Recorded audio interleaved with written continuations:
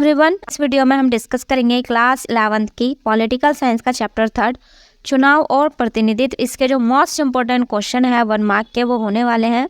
चलिए स्टार्ट करते हैं 1 मार्क के क्वेश्चन आंसर। इसमें आपका फर्स्ट क्वेश्चन है, प्रत्यक्ष लोकतंत्र से क्या अभिप्राय है। यानी आपको इसमें डायरेक्ट लोकतंत्र क्या होता है उसके बारे में बताना है।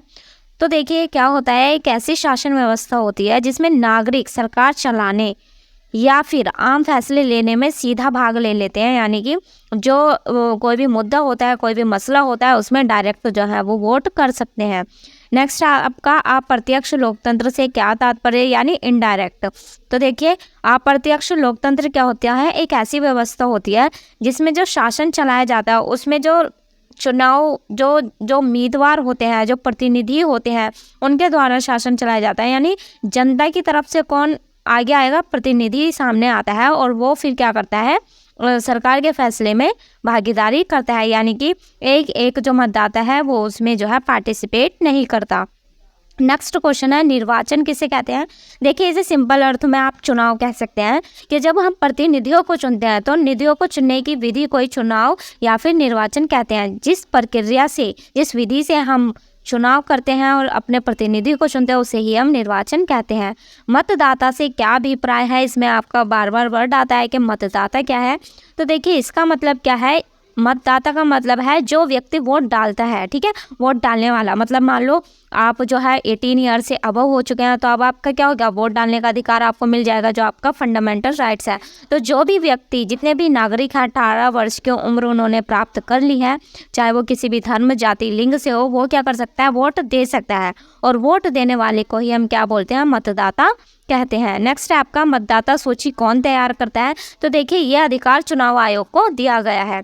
नेक्स्ट क्वेश्चन है आपका, चुनाव स्वतंत्र और निष्पक्ष हो, ये जिम्मेदारी किसकी। आप देखिए चुनाव कौन कराता है, चुनाव आयोग कराता है। अब वो अच्छे तरीके से हुए हो, निष्पक्ष हो, किसी के पक्ष में ना हो, तो ये भी जिम्मेदारी किसकी होगी, ऑब्वियसली चुनाव आयोग की ही होगी। अब आपका नेक्स्ट क्वेश्चन है कि आम चुनाव किसे कहा जाता है।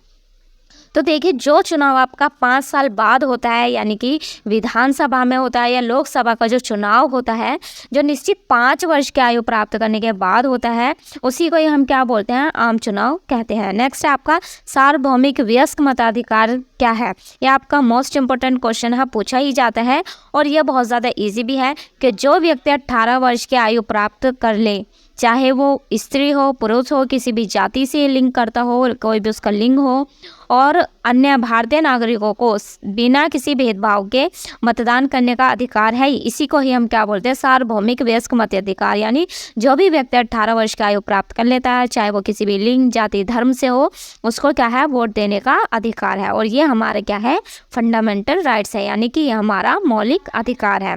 ठीक है, इसी को ही क्या बोलते हैं, सार्वभौमिक वयस्क मताधिकार।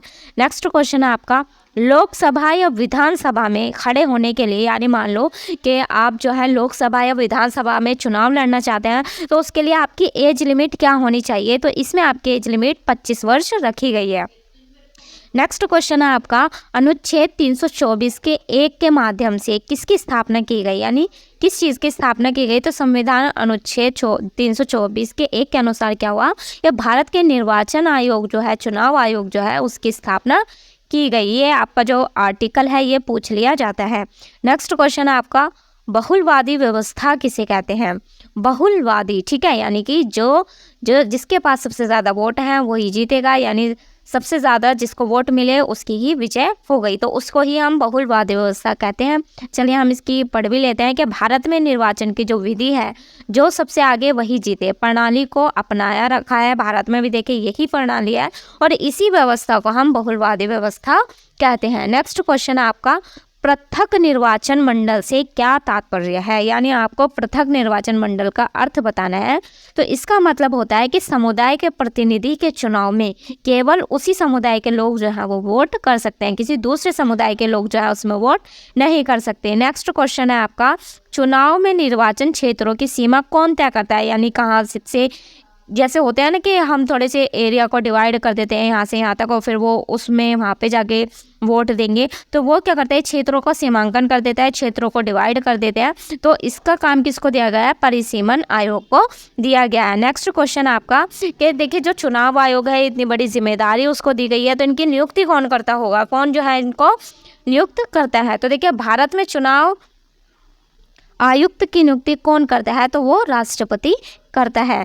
नेक्स्ट क्वेश्चन है आपका, भारत में राज्यसभा चुनावों में कौन सी मत प्रणाली का प्रयोग किया जाता है? यानी राज्यसभा का जो चुनाव है उसमें कौन सी प्रणाली अपनाई गई है? तो इसमें एकल संक्रमणीय प्रणाली जो है वो अपनाई गई है। नेक्स्ट क्वेश्चन आपका, देश के प्रथम चुनाव आयुक्त कौन थे? यानी सबसे पहले जो चुनाव आयुक्त थे वो कौन थे देश के? तो देखिए इससे पहले की वीडियो में मैं आपको डिटेल से पढ़ा चुकी हूँ इस चैप्टर को, तो अगर आपने वीडियो नहीं देखी है तो देख ले। देखिए इसका आंसर है श्री सुकुमार सेन, यानी कि सबसे पहले जो चुनाव आयुक्त थे वो थे श्री सुकुमार सेन। तो यही पे आपकी जो ये वीडियो है ये कंप्लीट हो जाती है। अगर आपको हमारी वीडियो पसंद आए तो वीडियो को लाइक करें, कोई भी समस्या आने पर कमेंट करें, शेयर करें और ऐसी ही इंटरेस्टिंग और यूज़फुल वीडियो के लिए हमारे चैनल को सब्सक्राइब करें। Thanks for watching.